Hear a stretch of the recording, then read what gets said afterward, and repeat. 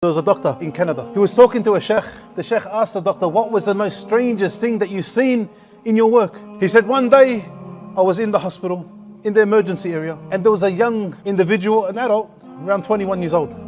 His name was Muhammad. He was unconscious. So he went up to him just to check what was his problem. This individual had AIDS. He got the phone number, he talked to the mother, and he said, listen, I'm the doctor at the moment here with your son. What's happened? What's going on with your son? She mentioned, oh doctor, my son has been an individual who's far from the path. Far from the path. He doesn't pray, he doesn't know anything from the Quran. He has a certain girlfriend that he's with, who he won't leave.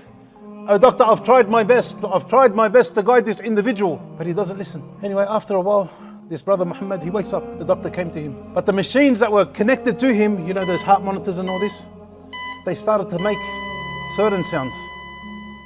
And the doctors and the nurses understood that this is a time where he may pass away. So the doctor here now, as any Muslim would do, we have to try to get him to say the Shahada. We need him to repent back to Allah subhanahu wa ta'ala before he passes. He gets on the phone and he says, listen, you better get here because your son's in a very, very bad state. You need to come to the hospital now. She said, I'll do my best. So he went now. The doctor went to the patient Muhammad and he said to him, قُل لَا إِلَهَ إِلَّا اللَّهِ. He wouldn't say anything.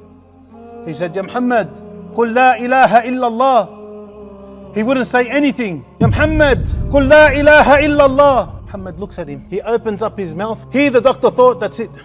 He's going to say some words of beauty. He said, I want my girlfriend. Allah subhanahu wa ta'ala has stopped this individual from repenting and remembering Allah subhanahu wa ta'ala. You know the one who dies and his last words are La ilaha illallah. What happens to him? He enters Jannah.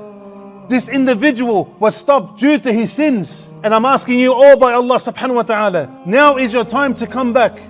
Before you're on your deathbed. Before Allah subhanahu wa ta'ala sends down Malik al-Maut to take your soul. So this individual Muhammad comes and he passes away. His mother made it and she said, yeah, doctor, wallah, he was a good kid, but he wanted to go to Hajj when he became older. And your youth, all the young brothers that are here and the young sisters that are inside, you always think, you know what, I'm too young. I'm too young to grow my beard. I'm too young to put on the hijab. I'm too young to dress properly. I'm too young to do this and that. Wallahi, you're not too young.